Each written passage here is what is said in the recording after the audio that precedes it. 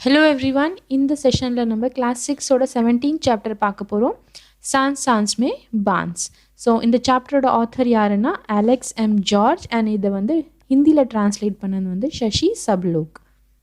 Okay, டைட்டிலோட meaning பார்க்கலாம் நம்ம. பான்ஸ்னா bamboo, அதாவது மூங்கில், அண்ட் சான்ஸ்னா பிரெத், மூச்சு காற்று. ஸோ எப்படி வந்து ஒரு மனுஷன் வாழ்கிறதுக்கு வந்து மூச்சு காற்று இம்பார்ட்டண்ட்டோ அதே மாதிரி தான் இங்கே வந்து மூங்கில வந்து மூச்சு காற்றுன்னு சொல்லியிருக்காங்க. ஏன்னா நம்ம இந்தியாவிலேயே வந்து பார்த்திங்கன்னா நிறைய ஸ்டேட்ஸ் இருக்காங்க. மெயின்லி வந்து நார்த் ஈஸ்ட் ஸ்டேட்ஸில் இருக்கிற பீப்புளுக்கு வந்து அவங்களுக்கு வந்து இந்த பேம்பு தான் வந்து main source of income. So இதை வச்சு தான் அவங்க வாழ்ந்துட்டுருக்காங்க. ஸோ அதனால தான் வந்து இந்த டைட்டிலை எப்படி ஜஸ்டிஃபை பண்ணுறாங்கன்னா, பேம்பு தான் வந்து அவங்களோட லிவிங்க்கு வந்து ஒரு இம்பார்ட்டண்ட்டான ஒரு சோர்ஸு. அதனால தான் அது வந்து மூச்சு காற்று அப்படின்னு சொல்கிறாங்க. ஓகே, இப்போ வந்து நம்ம சாப்டருக்குள்ளே போகலாம். एक जादूगर थे चंग की चंगल नवाब. अपने जीवन में उन्होंने कई बड़े बड़े करतब दिखलाए. जब मरने को हुए तो लोगों से बोले, मुझे दफनाए जाने के छठे दिन मेरी कब्र खोद कर देखोगे तो कुछ नया सा पाओगे. ஸோ ஜாதுகரனா மெஜிஷியன், ஒரு மெஜிஷியன் இருந்தார். அவங்க பேர் வந்து சங்ககி செங்கல் நபா. அவர் வாழ்க்கையில் வந்து அவர் நிறைய ஷோஸ் எல்லாம் பண்ணியிருக்காரு. ஜப் மர்னேக்கோ ஹுவே அப்படின்னா அவர் இறக்கும் போது சாக போகிறாரு. அப்போ வந்து மக்கள்கிட்ட வந்து என்ன சொல்கிறாருன்னா, என்னை புதைச்சிட்டு 6th டே, சட்டே தின்னா 6th டே நீங்கள் என்னோட கல்லறை தோண்டி பார்த்தீங்கன்னா அதில் நீங்கள் வந்து ஒரு புது விஷயம் பார்ப்பீங்க அப்படின்னு அந்த மேஜிஷியன் சொல்கிறாரு. அவர் कहा जाता है कि मौत के छठे दिन उनकी कब्र खोदी गई और उसमें से निकले बांस की टोकरियों के कई सारे डिज़ाइन. लोगों ने उन्हें देखा, पहले उनकी नकल की और फिर नए डिज़ाइंस भी बनाए.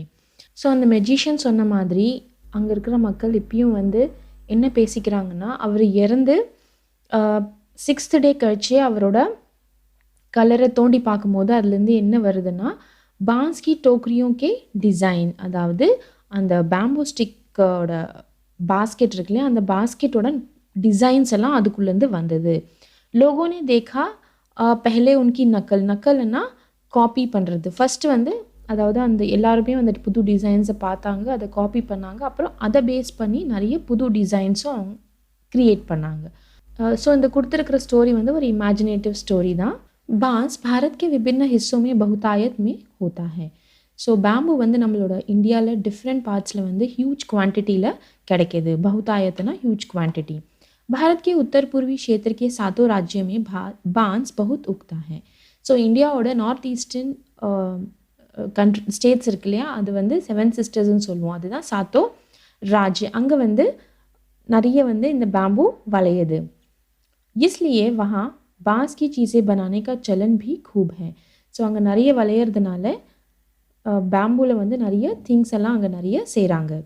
सभी समुदायों के भरण पोषण में इसका बहुत हाथ है. சமுதாயனா கம்யூனிட்டிஸ். ஸோ இந்த பேம்பூ ஸ்டிக்ஸ் தான் அங்கே இருக்கிற நிறைய கம்யூனிட்டிஸ்க்கு வந்து அவங்களோட மெயின்டெனன்ஸ், அவங்களோட சர்வைவல் அண்ட் இன்கம் சோர்ஸ்க்கு நிறைய ஹெல்ப் பண்ணுது. यहाँ हम खासतौर पर देश के उत्तर पूर्वी राज्य नागालैंड की बात करेंगे. ஸோ இங்கே வந்து நம்ம முக்கியமாக வந்து நம்ம இந்தியாவோட நார்த் ஈஸ்டர்ன் ஒரு ஸ்டேட் நாகாலैंड பற்றி தான் இங்கே பேச போகிறோம். नागालैंड के निवासियों में बांस की चीज़ें बनाने का खूब प्रचलन है. ஸோ नागालैंड के निवासीனா அங்கே இருக்கிற சிட்டிசன்ஸ். ஸோ நாகாலैंडோட சிட்டிசன்ஸ்க்கு வந்து இந்த பான்ஸில் வந்து திங்ஸ் செய்கிறது வந்து அங்கே வந்து ஒரு ட்ரெண்டு. ஸோ எல்லாருமே வந்து அந்த வேலை தான் நிறைய பண்ணுவாங்க அங்கே. इंसान ने जब हाथ से कलात्मक चीज़ें बनानी शुरू की, बांस की चीज़ें तब से बन रही हैं. ஸோ மனுஷன் எப்போ வந்து ஒரு க்ரியேட்டிவாக யோசிக்க ஆரம்பித்தானோ, இல்லை க்ரியேட்டிவாக வந்து பொருட்கள் செய்ய ஆரம்பித்தானோ, அப்பத்துலேருந்தே வந்து மனுஷன் வந்து இந்த மூங்கில வச்சு நிறைய திங்ஸை செய்ய ஆரம்பிச்சிட்டான். आवश्यकता के अनुसार इसमें बदलाव हुए हैं और अब भी हो रहे हैं. So depending upon the need, आवश्यकताना need, depending upon the need வந்து இதில் நிறைய சேஞ்சஸும் வந்தது அண்ட் இப்போயும் வந்து நிறைய சேஞ்சஸ் வந்துக்கிட்டே இருக்குது. कहते हैं कि बांस की बुनाई का रिश्ता उस दौर से है जब इंसान भोजन इकट्ठा करता था. इंसान है ना ह्यूमन. ஸோ பேம்பு ஒரு மனுஷனுக்கும் இருக்கிற ரிலேஷன்ஷிப் வந்து ரொம்ப பழசு. எப்போ வந்து அப்போ ரொம்ப பழைய காலத்தில் வந்து எப்போ அவன் சாப்பாடு கலெக்ட் பண்ண ஆரம்பித்தானோ அப்போதுலேருந்தே மேபி வந்து இந்த பேம்பூ ஸ்டிக்ஸை வச்சு அவன் நிறைய திங்ஸ் எல்லாம் செஞ்சுருப்பான். शायद भोजन इकट्ठा करने के लिए ही उसने ऐसी डलियानुमा चीज़ें बनाई होगी. ஸோ டலியானுமானா இந்த shape of a basket. So இங்கே என்ன சொல்கிறாங்க, மேபி ஷாயதுனா மேபி அவன் வந்து சாப்பாடு கலெக்ட் பண்ணுறதுக்காகவே வந்து இந்த மாதிரி ஒரு பாஸ்கெட் ஷேப்பில் பொருளெல்லாம் செஞ்சுருப்பான் அவன். क्या पता बया जैसी किसी चिड़ी के घोंसले से टोकरी के आकार और बुनावट की तरकीब हाथ लगी हो. Bayana viewer bird. யாருக்கு தெரியும், அவன் வந்து இந்த வீவர் பேர்டை பார்த்து தான் அந்த பேர்டோட நெஸ்ட்டு பார்த்து தான் அதுலேருந்து ஐடியா எடுத்து அதை இதுலேருந்து இன்ஸ்பயர் ஆகி தான் வந்து அவன் பாஸ்கெட்டெல்லாம் செஞ்சுருப்பான் அவன். ஸோ घोंसलाना नेस्ट तरकीबना आइडिया. बांस से केवल टोकरियाँ ही नहीं बनती. ஸோ பேம்பூல அந்த வெறும் பாஸ்கெட் மட்டும் செய்கிறதில்ல, बांस की खपच्चियों से ढेर चीज़ें बनाई जाती हैं. ஸோ खपच्चियाना அந்த தின் ஸ்டிக்ஸ், பேம்பூவோட thin sticks which is flexible. Okay, so அந்த ஸ்டிக்ஸை வச்சு நிறைய பொருட்களெல்லாம் செய்கிறாங்க. ஜெய்சே तरह तरह की चटाइयाँ, डिफरेंट काइंड्स ऑफ मैट्स, पाई, चटाइयाना पाई, टोपियाना कैप, टोकरियाँ बास्केट, बर्तनना பாத்திரம், बैलगाड़ियाँ அப்படின்னா மாட்டு வண்டி, ஃபர்னிச்சர்ஸ், சஜாவத் சாமான் அதாவது டெக்கரேட்டிவ் ஐட்டம்ஸ், ஜால் நெட்டு, மக்கானனா வீடு, புல், பிரிட்ஜ் அண்ட் ஆர் கிலோனே பி, கிலோனேனா டாய்ஸ். ஸோ இந்த மாதிரி நிறைய திங்ஸ் எல்லாம் வந்து பேம்பூ வச்சு செய்கிறாங்க. ஓகே, இங்கே ப்ளூ கலரில் பாக்ஸில் வந்து சில லைன்ஸ் கொடுத்துருக்கு, அதை நம்ம பார்க்கலாம் அதோட மீனிங். बांस से मेरा रिश्ता, रिश्ताना relationship, so my relationship with bamboo, अதான் மீனிங். बांस का यह झुरमुट मुझे अमीर बना देता है. ஸோ ஜுர்முட்னா குரூப்பாக வளையிற ஒரு பேம்பூஸ் வந்து என்னை வந்து பணக்காரன் ஆகிறது. அமீரனா பணக்காரன், ரிச். इससे मैं अपना घर बना सकता हूँ. ஸோ இதை வச்சு நான் என்னால் வீடு கட்ட முடியும். बांस के बर्तन और औजार इस्तेमाल करता हूँ. ஸோ बांस के बर्तनना மூங்கிலில் செஞ்ச பாத்திரங்கள் அண்ட் டூல்ஸு, औजारना टूल्स, அதுதான் நான் வந்து யூஸ் பண்ணுறேன். इस्तेमालना यूज़. सूखे बांस को मैं ईंधन की तरह इस्तेमाल करता हूँ. அண்ட் காஞ்சி போன பேம்பூஸ், சூக்கே பேம்பூஸ்னா காஞ்சி போன பேம்பூஸை வச்சு நான் ஃபியூல் மாதிரி யூஸ் பண்ணுறேன். இந்தனா ஃபியூல், விறகுக்கு யூஸ் பண்ணிப்பாங்க.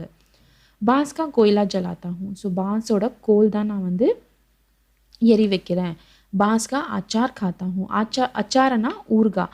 ஸோ பேபி பேம்பூஸை வச்சு ஊறுகாய் பண்ணுவாங்க. ஸோ அதுதான் சொல்கிறாங்க இங்கன்னா அதோட ஊறுகாய் சாப்பிட்றேன் நான். बांस के पालने में मेरा बचपन गुजरा. पालना தொட்டில். ஸோ பான்ஸில் செஞ்ச தொட்டியில் தான் வந்து என்னோடய चाइल्डहुडे स्पेंड பண்ணேன் நான். पत्नी भी तो मैंने बांस की टोकरी के ज़रिए पाई. ஸோ ஈவன் என்னோடய ஒய்ஃபும் வந்து அந்த மூங்கிலில் செஞ்ச பாஸ்கெட்டில் தான் உட்கார வச்சு கூட்டிகிட்டு வந்தாங்க. फिर अंत में मैं बांस पर ही लिटाकर मुझे मरघट ले जाया जाएगा. மர்கட்னா கிரேவியார்ட். இறந்த பிறகும் என்னை வந்து பேம்பூ ஸ்டிக் மேலே வச்சு தான் என்னை வந்து கிரேவியார்டுக்கு கூட்டிகிட்டு போவாங்க. இங்கே ஒரு பர்சனோட லைஃப் சைக்கிள் சொல்லியிருக்காங்க. அவன் சின்ன வயசுலேருந்து எப்படி இறக்குற வரைக்கும் பேம்பூவை டிபெண்ட் பண்ணியிருக்கான். அவனோட சின்ன சின்ன விஷயங்கள்லையுமே வந்து அவன் பேம்பூ யூஸ் பண்ணிகிட்ருக்கான். ஸோ அதுதான் வந்து அழகாக வந்து அவனோட ரிலேஷன்ஷிப் வித் பேம்பூ வந்து இங்கே எக்ஸ்பிளைன் பண்ணியிருக்காங்க. असम में ऐसे ही एक जाल जकई से मछली पकड़ते हैं. ஸோ அசமில் கூட வந்து மீன் பிடிக்கிறதுக்கு வந்து நெட் யூஸ் பண்ணுவாங்க. அந்த நெட் வந்து பேம்பூ ஸ்டிக்ஸில் தான் செஞ்சுருப்பாங்க. அது பேர் வந்து என்ன சொல்கிறாங்கன்னா ஜக்காய் அப்படின்னு சொல்கிறாங்க. மேபி இதுதான் ஜக்காய் இருக்கும். இதில் தான் வந்து மீன் பிடிப்பாங்க அவங்க. छोटी मछलियों को पकड़ने के लिए इसे पानी की सतह पर रखा जाता है और या फिर धीरे धीरे चलते हुए खींचा जाता है. ஸோ छोटी மச்சிலியானா சின்ன மீன்களை பிடிக்கிறதுக்கு வந்து இதை வந்து என்ன பண்ணுவாங்க, தண்ணி மேலே வச்சுருவாங்க. அதுக்குள்ளே குட்டி குட்டி மீன் வந்துடும். இல்லைன்னா என்ன பண்ணுவாங்கன்னா தண்ணி மேலே வச்சுட்டு அது மெதுவாக இழுத்தாங்கன்னா மீன் வந்து அந்த கூடைக்குள்ளே வந்து மாட்டிக்கும். ஸோ இந்த மாதிரி தான் வந்து இந்த சின்ன மீனெல்லாம் இந்த ஜக்காய் யூஸ் பண்ணி பிடிப்பாங்க. बांस की खपच्चियों को इस तरह बांधा जाता है कि वे शंकु का आकार ले लें. ஸோ பான்ஸோட இந்த பேம்பூ ஸ்டிக்ஸை வந்து என்ன பண்ணுவாங்க, ரொம்ப மெலிசா ஃப்ளெக்சிபிளாக கட் பண்ணுவாங்க. அது பேர் தான் கப்பச்சியா. ஏற்கனவே நம்ம பார்த்தோம் இல்லையா? அதை வந்து ஒரு ஷங்க் ஷேப்பில் வந்து நல்லா கட்டி விடுவாங்க. ஸோ இதுதான் வந்து ஷங்க் ஷேப். ஷெல் மாதிரி வந்து ஒரு கோனிக்கல் ஷேப்பில் வந்து அதை கட்டி விடுவாங்க. इस शंख का ऊपरी हिस्सा अंडाकार होता है. ஸோ இதில் பார்த்தீங்கன்னா இதோட டாப் போर्शन வந்து ஒரு ரவுண்ட் ஷேப்பில் தான் இருக்கும். அது निचले नुकीले सिर पर खपच्चियाँ एक दूसरे से गुंथी हुई होती हैं. நிச்சலே நுக்கீலே அப்படின்னா நுக்கீலேனா ஷார்ப். ஸோ அந்த கீழே இருக்கிற ஷார்ப் எண்டை வந்து என்ன பண்ணுவாங்கன்னா அந்த ஸ்டிக்ஸை வந்து பேம்போ ஸ்டிக்ஸ் வந்து ரொம்ப நெருக்கமாக கட்டுவாங்க. ஸோ அதனால் கேப் ரொம்ப கம்மியாக இருக்கும். खपच्चियों से तरह तरह की टोपियाँ भी बनाई जाती है. ஸோ இந்த பேம்போ ஸ்டிக்ஸை யூஸ் பண்ணி டிஃப்ரெண்ட் கைண்ட்ஸ் ஆஃப் टोपी அதாவது கேப்ஸ் கூட நிறைய செய்வாங்க. असम के चाय बागानों के चित्रों में तुम्हें लोग ऐसी टोपियाँ पहने दिख जाएंगे और हाँ, उनकी पीठ पर टंगी बांस की बड़ी सी टोकरी देखना न भूलना. ஸோ நீங்கள் வந்து Sai Bagan tea garden, so அசாமில் டீ கார்டனில் ஓட பிக்சர்ஸ் நீங்கள் பார்த்தீங்கன்னா அதில் நிறைய பேர் இந்த மாதிரி பேம்பூவில் செஞ்ச ஹேட்ஸ் எல்லாம் போட்டிருப்பாங்க. அண்ட் ஆல்சோ அவங்க முதுகில் மாட்டியிருக்கிற பேம்பூ பாஸ்கெட்டை நீங்கள் கண்டிப்பாக அந்த பிக்சரில் பார்க்குறதுக்கு மறந்துடாதீங்க அப்படின்னு சொல்கிறாங்க. जुलाई से अक्टूबर घनघोर बारिश के महीने. ஸோ ஜூலைலேருந்து அக்டோபர் மாதம் பார்த்திங்கன்னா பயங்கர மழை வர சீசன் அது. यानी लोगों के पास बहुत सारा खाली वक्त. ஸோ அந்த டைமில் தான் வந்து மக்கள்கிட்ட நிறைய ஃப்ரீ டைம் இருக்கும். या कहो आसपास के जंगलों से बांस इकट्ठा करने का सही वक्त. இன்னும் சொல்லப்போனால் அந்த டைமில் தான் வந்து அதுதான் கரெக்டான டைம் போயிட்டு அவங்க காட்டில் போயிட்டு இந்த பேம்பூஸ் எல்லாம் கட் பண்ணி கொண்டு வருவாங்க. आमतौर पर वे एक से 3 साल की उम्र वाले बांस काटते हैं. ஸோ நார்மலி இவங்க வந்து 1 to 3 years old பேம்பூ ஸ்டெம்ஸை தான் வந்து கட் பண்ணி கொண்டு வருவாங்க. बूढ़े बांस सख्त होते हैं और टूट भी जाते हैं. बूढ़े बांसனா ஓல்டர் பேம்பூ வந்து ரொம்ப டஃப்பாக இருக்கும். சக்தனா டஃப் அண்ட் சீக்கிரமாக உடஞ்சி போயிடும். டூட் ஜாத்தாயின்னா உடஞ்சி போயிடும். बांस से शाखाएं और पत्तियां अलग कर दी जाती है. ஸோ இந்த பேம்பூ ஸ்டெம்ஸ்லேருந்து வந்து ब्रांचेसों लीव्सों वेटे तनिया எடுத்துருவாங்க. इसके बाद ऐसे बांसों को चुना जाता है जिनमें गांठें दूर दूर होती हैं. அதுக்கப்புறம் வந்து அவங்க வந்து இந்த பேம்பூ ஸ்டெம்ஸை வந்து செலக்ட் பண்ணுவாங்க. ஸோ எந்த மாதிரி ஸ்டெம்ஸை செலக்ட் பண்ணுவாங்கன்னா அதில் அந்த நாட்ஸ் இருக்கும் பார்த்தீங்களா, அந்த நாட்ஸ் வந்து ரொம்ப தூரமாக இருக்கிற பேம்பூ ஸ்டிக்ஸை தான் வந்து அவங்க செலக்ட் பண்ணி வைப்பாங்க. दाव या चौड़े चांद जैसी फाल वाले चाकू से इन्हें छीलकर खपच्चियाँ तैयार की जाती हैं. ஸோ இவங்க இந்த மூன் ஷேப்பில் இருக்கிற கத்தி இருக்கும் இல்லையா, அதனால தான் சாந்த் ஜெசி ஃபால். ஸோ ப்ராடான கத்தி வந்து எடுத்து அதை சீவி, சீல்கரன்னா சீவுறது, அதை சீவிட்டு வந்து என்ன பண்ணுவாங்க, थिन स्ट्रिप्स ऑफ बैम्बू அதுலேருந்து ரெடி பண்ணுவாங்க. खपच्चियों की लंबाई पहले से ही तय कर ली जाती हैं. ஸோ அந்த ஸ்டிக்ஸோட லென்த் வந்து முன்னாடியிலேருந்தே டிசைட் பண்ணிடுவாங்க. मसलन आसन जैसी छोटी चीज़ें बनाने के लिए बांस को हरे गठान से काटा जाता है. ஸோ ஆசன்னா உட்காரத்துக்கு, ஸோ பாய் அந்த மாதிரி சின்ன சின்ன பொருள்கள் செய்கிறதுக்கு வந்து அந்த பேம்புவோட லென்த் வந்து குட்டி குட்டியாக கட் பண்ணிப்பாங்க. அதாவது ஒரு நோடில் ஒரு நாட்டில் வந்து கட் பண்ணி அதோட சைஸ் டிசைட் பண்ணி வச்சுப்பாங்க. लेकिन टोकरी बनाने के लिए हो सकता है कि 2 या 3 या 4 गठानों वाली लंबी खपच्चियाँ काटी जाएँ. ஆன் தி அதர் ஹேண்ட் நம்ம வந்து பாஸ்கெட் செய்யணும்னா அதோட லென்த் வந்து 2 to 3 இல்லை 4 நோட்ஸு, அந்த நாட்ஸை விட்டு வந்து அவங்க அந்த லென்த்தை வந்து கட் பண்ணுவாங்க. यानी कहाँ से काटा जाएगा या टोकरी की लंबाई पर निर्भर करता है. ஸோ இது வந்து எங்கே கட் பண்ணணுன்றது அந்த பாஸ்கெட்டோட லென்த்தை பொறுத்து தான் இருக்குது. லென்த்தை டிபெண்ட் பண்ணி தான் அந்த கப்பச்சியாவோட லென்த்தை डिसाइड பண்ணுவாங்க அவங்க. आमतौर पर खपच्चियों की चौड़ाई 1 इंच से ज़्यादा नहीं होती है. ஸோ நார்மலி வந்து இந்த கப்பச்சியோட பிரெத், चौड़ाईனா பிரெத் வந்து 1 इंचिல் விட அதிகமாக இருக்காது. चौड़ी खपच्चियाँ किसी काम की नहीं होती. ஸோ खपच्चियाँ வந்து ப்ராடாக இருந்ததா it is of no use. इन्हें चीर कर पतली खपच्चियाँ बनाई जाती हैं. ஸோ இதை சீவிட்டு வந்து அந்த 1 इंच கப்பச்சியை வந்து சீவிட்டு வந்து இன்னும் மெலிசா கட் பண்ணி வச்சுப்பாங்க. पतली खपच्चियाँ लचीली होती है. लचीली है ना ஃப்ளெக்சிபிள். ஸோ பத்லினா தின். ஸோ அந்த தின் சைஸ்டு கப்பச்சியா வந்து ரொம்ப ஃப்ளெக்சிபிளாக இருக்கும். கப்பச்சியா சீர்னா உஸ்தாதி கா காம் ஹே. ஸோ இந்த கப்பச்சியா வந்து சீவுறது வந்து எல்லாருனாலையும் முடியாது, ஒரு எக்ஸ்பர்ட்னால தான் முடியும். ஸோ உஸ்தாதி கா காம் ஹேனா எக்ஸ்பர்ட்ஸ்னால தான் இந்த வேலையை பண்ண முடியும். हाथों की कलाकारी के बिना कपच्चियों की मोटाई बराबर बनाए रखना आसान नहीं. ஸோ ஹாத்தோக்கி கலாக்காரின்றது என்னென்னா கை திறமை இல்லைன்னா இந்த கப்பச்சியா வந்து ஒரே பிரெத்தில் வந்து கட் பண்ணுறது அவ்வளோ ஈஸியான வேலை இல்லை. இஸ் ஹுனர் கோ பானே में काफ़ी समय लगता है. ஹுனர்னா ஸ்கில். ஸோ இந்த ஸ்கில் வந்து நம்ம டெவலப் பண்ணணுன்னா அதுக்கு ரொம்ப டைம் ஆகும். टोकरी बनाने से पहले कपच्चियों को चिकना बनाना बहुत ज़रूरी है. ஸோ சிக்னானா ஸ்மூத். ஸோ டோக்கரி பாஸ்கெட் பண்ணுறதுக்கு முன்னாடி இந்த கப்பச்சியும் வந்து என்ன பண்ணணும், ஸ்மூத் ஆக்கணும். அது ரொம்ப இம்பார்ட்டண்ட். யஹா ஃபிர் தாவோ காம் ஆத்தா ஹே. தாவோன்றது அந்த கத்தி, மூன் ஷேப் கத்தி இல்லையா, அது பேர் தான் தாவம். ஸோ ஸ்மூத் பண்ணுறதுக்கு வந்து இந்த தாவம் வந்து யூஸ் பண்ணுவாங்க. கப்பச்சி பாயே ஹாத் மே ஹோத்தி ஹே और தாவோ தாயே ஹாத் மே. ஸோ கப்பச்சி வந்து நம்ம அவங்க வந்து லெஃப்ட் ஹேண்டில் வச்சுப்பாங்க அண்ட் தாவோ அந்த கத்தியை வந்து राइट हैंड वचपांग. दावों का धारदार सिरा खपच्ची को दबाए रहता है जबकि तर्जनी दावों के एकदम नीचे होती है. ஸோ தர்ஜனி என்றது என்னென்னா இண்டெக்ஸ் ஃபிங்கர், அதாவது ஆள்காட்டி விரல். கத்தியை வந்து கப்பச்சி மேலே வைக்கும் போது நம்மளோட இண்டெக்ஸ் ஃபிங்கர் வந்து கத்திக்கு கீழே வைப்போம். इस स्थिति में बाएं हाथ से खपच्ची को बाहर की ओर खींचा जाता है. ஸோ இந்த ஸ்டேட்டில் என்ன பண்ணுவாங்க, நம்ம லெஃப்ட் ஹேண்டில் வந்து அந்த கப்பச்சியை வெளியே பக்கம் இழுப்போம். इस दौरान दायां अंगूठा दावों को अंदर की ओर दबाता है और दाव खपच्ची पर दबाव बनाते हुए खिसाई करता है. ஸோ இந்த மாதிரி என்ன பண்ணுவோன்னா, அங்கூட்டானா தம்பு. ஸோ ரைட் ஹேண்டில் இருக்கிற தம் வந்து நீங்கள் கத்தி மேலே ப்ரெஷர் கொடுத்தீங்கன்னா அந்த கத்தியில் படுற ப்ரெஷரில் வந்து என்ன ஆகுதுன்னா அந்த கப்பச்சி வந்து थिन स्लाइसेसல कट आइடுது. जब तक खपच्ची एकदम चिकनी नहीं हो जाती यह प्रक्रिया दोहराई जाती है. प्रक्रिया ना ப்ராசஸ், दोहराई ना ரிப்பீட். ஸோ இந்த கப்பச்சி வந்து ஸ்மூத்தாக ஆக்குற வரைக்கும் இந்த ப்ராசஸ் வந்து ரிப்பீட் பண்ணிகிட்டே இருப்பாங்க.